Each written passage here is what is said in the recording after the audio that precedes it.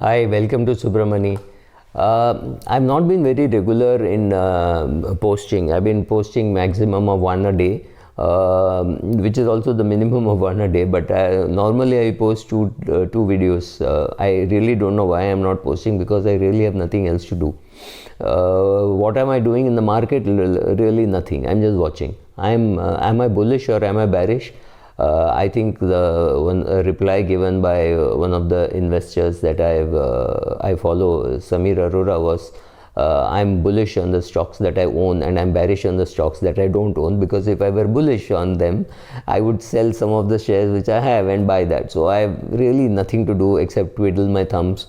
Nothing happening, so just some Diwali cleaning has already happened, so nothing really to do much. So again, resolutions पे video बनाना etc. हो रहा है. Let me also some small housekeeping. This mic stays here. It's the same mic which I've been using. Sometimes when it rubs against the coat, it gives you a murmur, as they call it. So I don't know how to resolve it.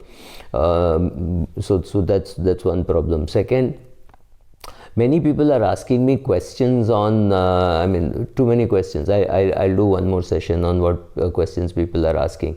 Honestly, I'm not going to be able to answer questions on is this a penny stock, is this not a penny stock. So I don't really want to talk about direct equity single scripts, right? Occasionally I may say that Coal India looks good, or an SBI looks good, or HDFC looks good, bad, ugly, whatever. So some of those things I say, but that is not portfolio advice, because please understand, like Rakesh Jhunjhunwala says, I have the right to change my mind. So you are watching this on a Friday evening, Monday morning, maybe I'm shorting exactly the share which I was recommending on Friday, simply because something has changed over Saturday, Sunday. For example, Coal India was always an attractive buy at 300.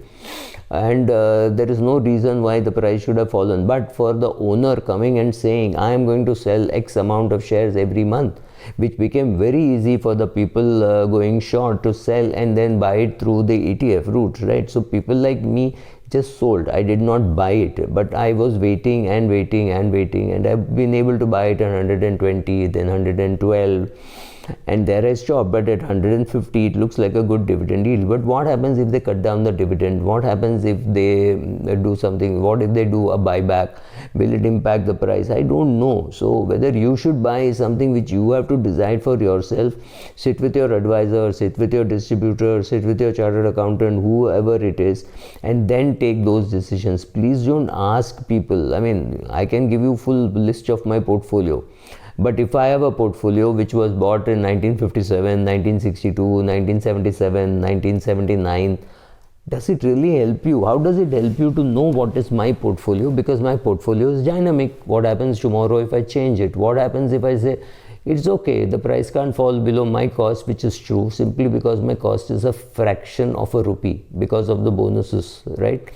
So asking me for those kind of questions doesn't really help, because I'm not going to be able to answer, and my answer is not going to be useful for you. So please understand that please understand my limitations. I am generic. I am just saying this is what is happening. I mean, if I tell you all the central banks of the world have created an asset bubble, therefore many assets which should have been taken down are not yet taken down. They're still lying around in the market. These should have been broken, dismantled and redone, but it is not being done because the person who has bought it as a very, very low price.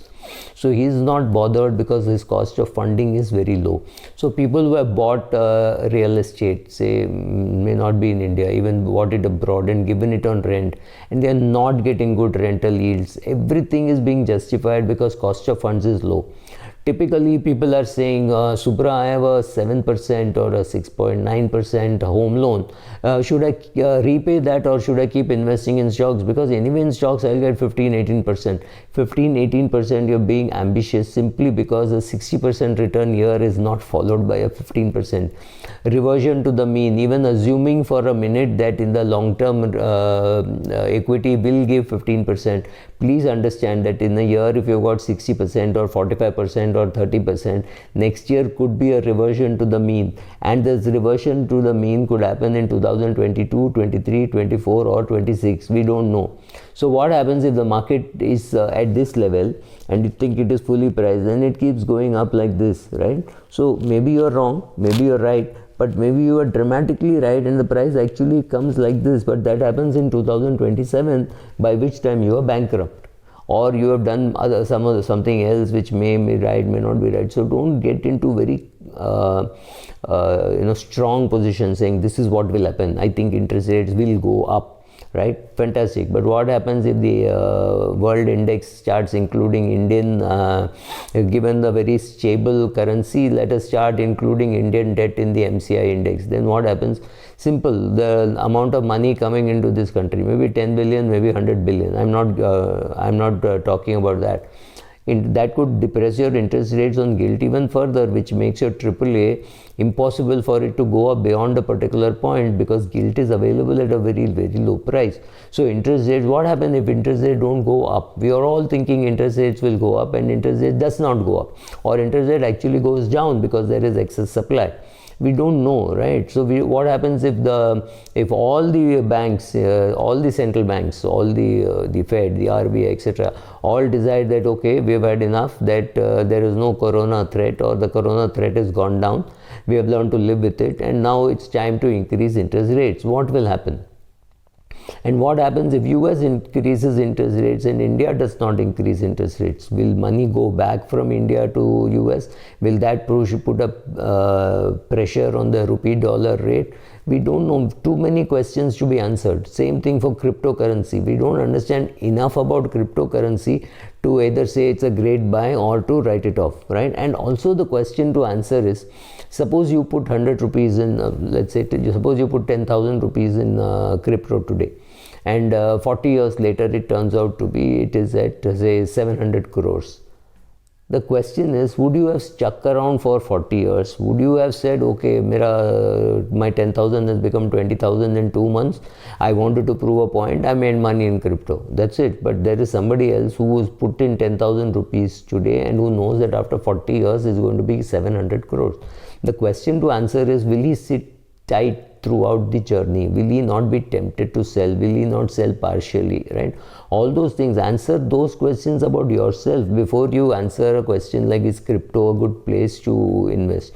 Maybe it is. Maybe it will go from 10,000 to 700 crores to in 40 years, like Wipro did. That's why I picked up the figure of 700 crores. The question is, what will you do? Ask yourself that, right? So behavioral finance is far more important than knowing just about the markets. Knowing about the markets, buying and selling, all that is fine. But if you don't know about yourself, the market is a very expensive place to learn about yourself, right? So don't make that mistake. Keep investing. If you have too much of real estate, sell some. Will real estate boom? Yes, it will. I do not know when. I do not even know where. So maybe it will boom in Gokaran and not in Bangalore. And you have a property in Bangalore. So does the property boom in Mysore or in Gokaran or in GB or in Goa matter to you because your property is in say eastern some part of Bangalore or some part of Chennai and nothing is happening, right? So all those things can happen, and you be careful about how you manage your money, what resolutions, talking to your family, do all those things. And sorry, this is generally go anywhere kind of a video. I'm sorry, my apologies. Thanks.